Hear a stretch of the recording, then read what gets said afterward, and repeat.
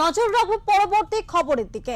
29 April রাজ্যের দ্বিতীয় দফার নির্বাচন, জোর কদমে নির্বাচনী ভোট প্রচার চলছে নদিয়ার শান্তিপুর বিধানসভা এলাকায়। শুক্রবার শান্তিপুর বিধানসভা তৃণমূল প্রার্থী ব্রজকিশোর গোস্বামীর সমর্থনে নির্বাচনী ভোট প্রচারে আসেন অভিনেত্রী তথা তৃণমূল সাংসদ জুন মালিয়া।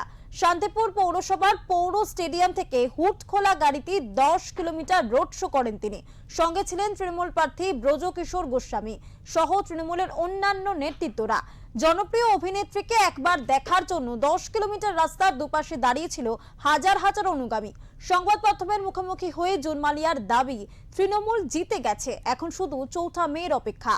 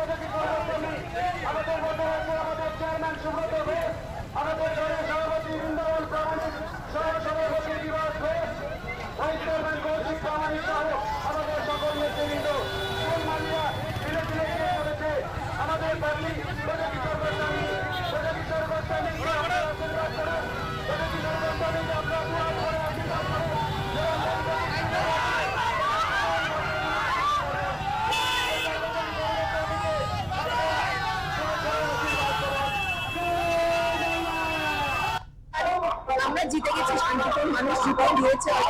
খালি ভোটটা দেওয়ার অপেক্ষা। ইন্ডিয়ান মুসলিম দিয়ে যেরকম চিহ্ন মা বোনেরা দাদা ভাইরা শান্তিপুরের সবাই ভেলে ভেলে ভোট দেবে।